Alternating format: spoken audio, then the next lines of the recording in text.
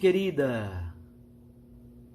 Esse é um vídeo da série Introdução à Bíblia e nesse vídeo nosso objetivo é ajudá-los a compreender a diferença entre a Bíblia católica, a Bíblia ortodoxa e a Bíblia protestante.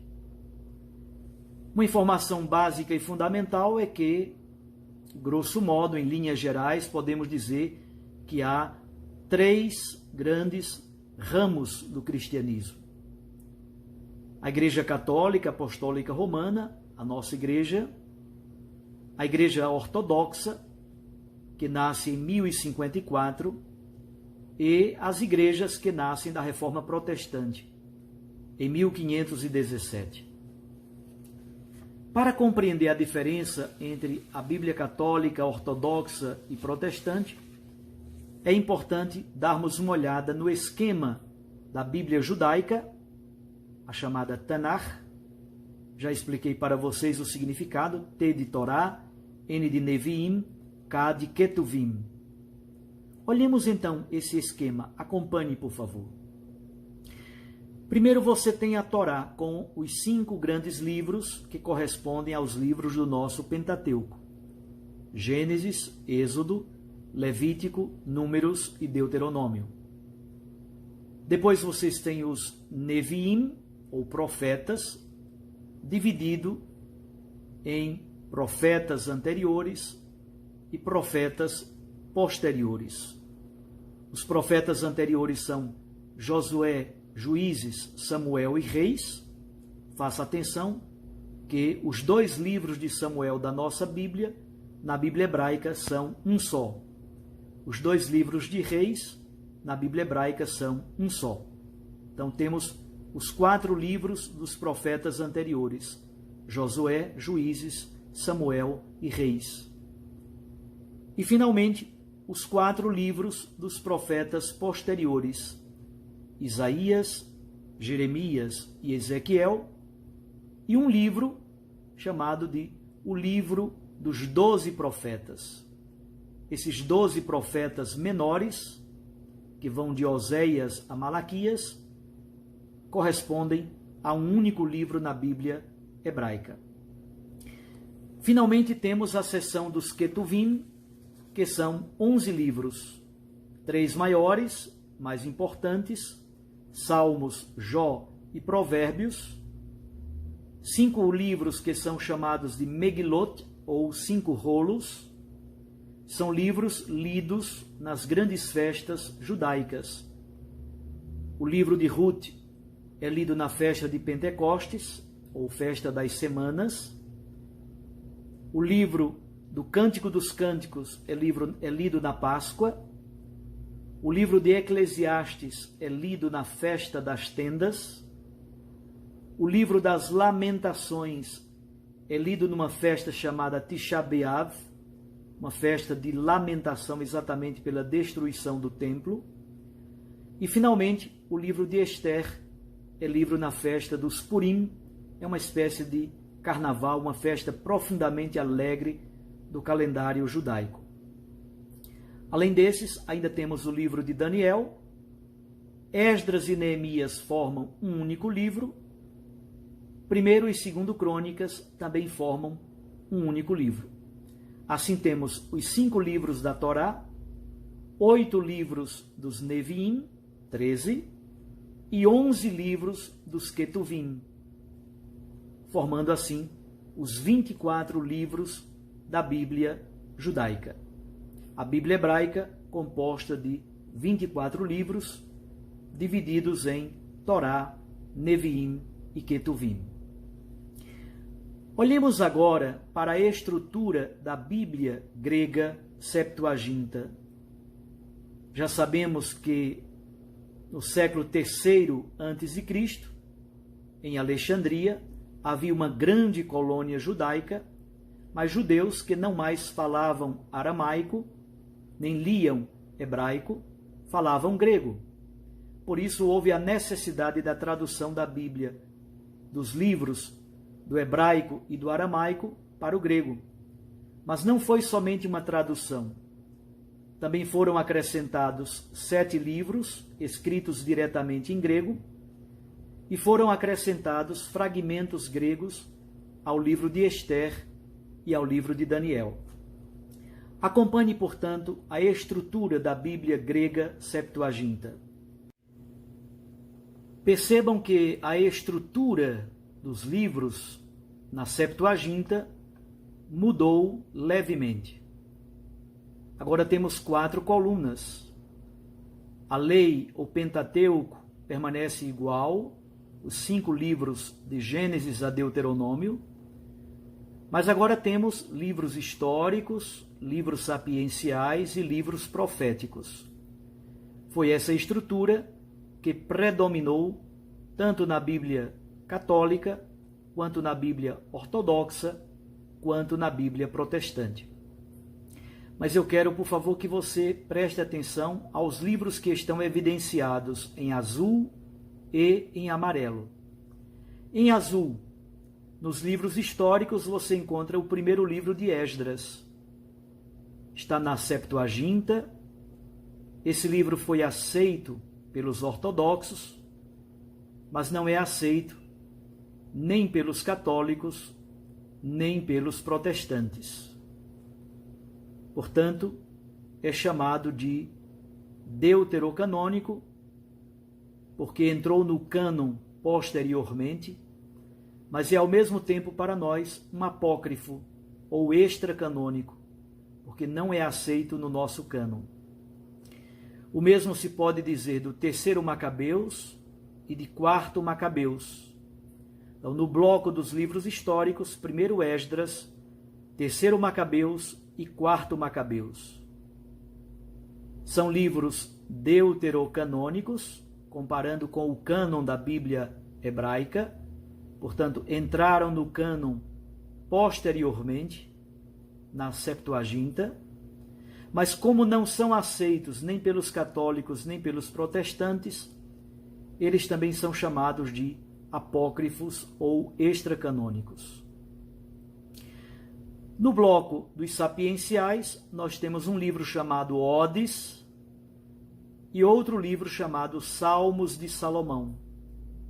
A mesma coisa, deuterocanônicos entraram posteriormente. A palavra deutero significa em segundo lugar, no momento posterior.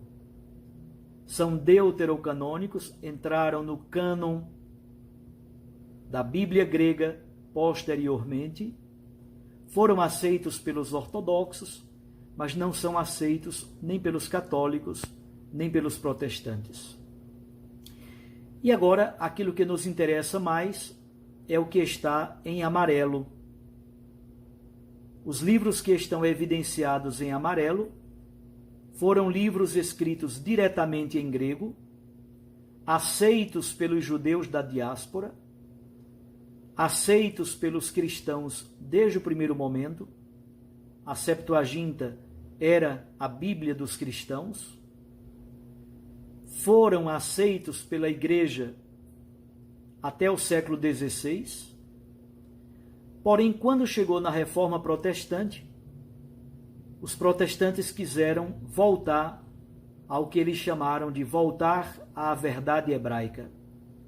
Assim, o livro de Judite, o livro de Tobias, primeiro Macabeus, segundo Macabeus, Sabedoria, Eclesiástico, o livro do profeta Baruque, associado à chamada Carta de Jeremias, que está no capítulo 6 de Baruque, e alguns fragmentos gregos acrescentados ao livro de Ester e ao livro de Daniel, estes foram aceitos na Septuaginta, a Bíblia dos judeus na diáspora, os judeus de língua grega, foram aceitos pelos cristãos desde o primeiro momento até o século XVI. No século XVI, os protestantes não mais aceitaram estes livros como canônicos. Algumas Bíblias protestantes ainda imprimiram e colocaram à parte no final da Bíblia, até aconselhavam a leitura, mas não tinham estes livros como livros canônicos e, portanto, inspirados. Não entrou ou não entraram no cânon, na lista dos livros inspirados da Reforma Protestante. O que nós percebemos então?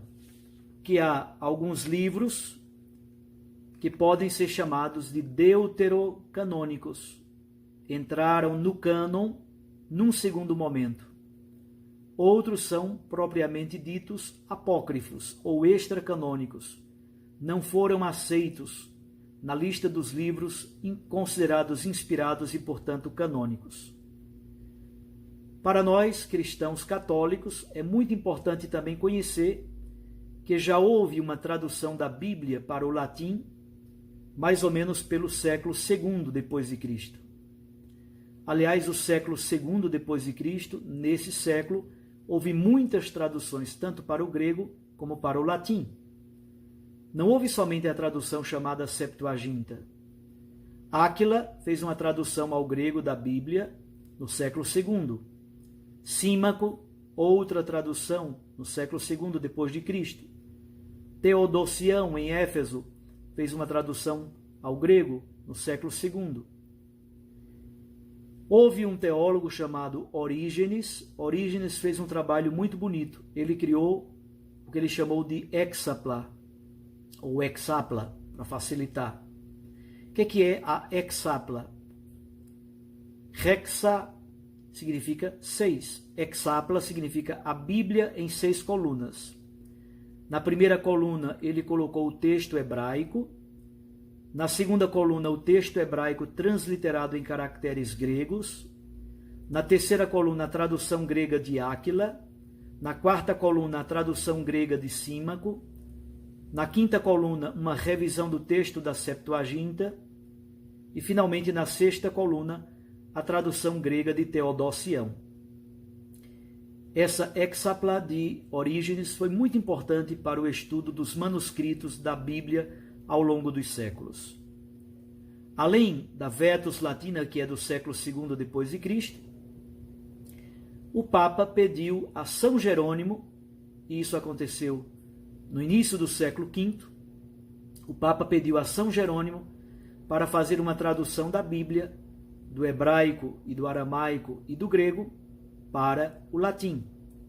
E assim São Jerônimo fez. Essa tradução ficou conhecida como Vulgata. A Vulgata, portanto, é uma tradução feita do hebraico, do aramaico e do grego ao latim, feita por São Jerônimo no início do século V. Quando começou o século XX, recentemente, começou um grande processo de revisão da Vulgata. A partir dos novos manuscritos que surgiram, se fez um grande processo de revisão da Bíblia Vulgata, da Bíblia Latina.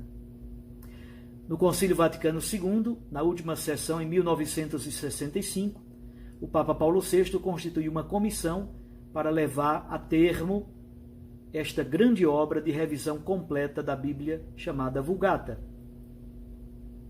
Somente em 1979, já com o Papa São João Paulo II, o Papa João Paulo II publicou a nova edição completa, num único volume, da chamada Bíblia Neo-Vulgata ou Nova Vulgata.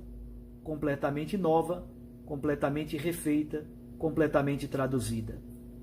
Assim, a Bíblia cristã basicamente provém da Bíblia grega, chamada Septuaginta, obviamente com o Novo Testamento. O Novo Testamento, não há problema, tanto para católicos como para ortodoxos, como para os protestantes, é o mesmo texto, porque todo o Novo Testamento foi escrito diretamente em grego. Aquilo que nós chamamos de Bíblia protestante é a Bíblia segundo o uso que as igrejas que nasceram da Reforma Protestante faz. Isto é, uma Bíblia com o cânon mais reduzido. Concluindo, o que podemos dizer? Que a Igreja Católica assumiu, basicamente, o cânon provindo da Septuaginta, que durante 16 séculos, estes 7 livros Judite, Tobias, 1 Macabeus, 2 Macabeus, Sabedoria, Eclesiástico, Baruque, e os fragmentos a Daniel e Esté foram aceitos como canônicos, inspirados, e, portanto, fizeram sempre parte do cânon da Bíblia católica, da Bíblia cristã. Mas no século XVI, com a Reforma Protestante, eles quiseram voltar ao que eles chamaram de verdade hebraica. E assim assumiram o cânon restrito, sem estes 7 livros e sem os fragmentos gregos ao livro de Ester e Daniel. Qual é a grande consequência disso? Em outros vídeos ainda vamos tratar sobre essa questão, mas eu diria algo fundamental. Eles perdem um período precioso da elaboração teológica, antigamente se chamava de intertestamento, agora não se chama mais assim, mas esse período que vai do século III a.C. até Jesus. É um período precioso e fundamental para compreender a evolução teológica do mundo judeu. Vou só citar um exemplo. Perdendo-se o livro da sabedoria, perdendo-se o livro de 2 Macabeus, nós perdemos elementos fundamentais da escatologia cristã. Como compreender a escatologia cristã sem Macabeus e sem o livro da sabedoria? Assim, a Igreja Católica, desde sempre, guardou o cânon que já era aceito pelos judeus da diáspora, os judeus de língua grega da diáspora, e o cânon, os livros que sempre foram aceitos pelos cristãos, pelos apóstolos, por São Paulo, desde a igreja primitiva. Paramos por aqui, voltaremos com outros vídeos para que vocês possam compreender outros elementos fundamentais desse estudo de temáticas da introdução à Bíblia. Fiquem com Deus, um abraço, Deus os abençoe.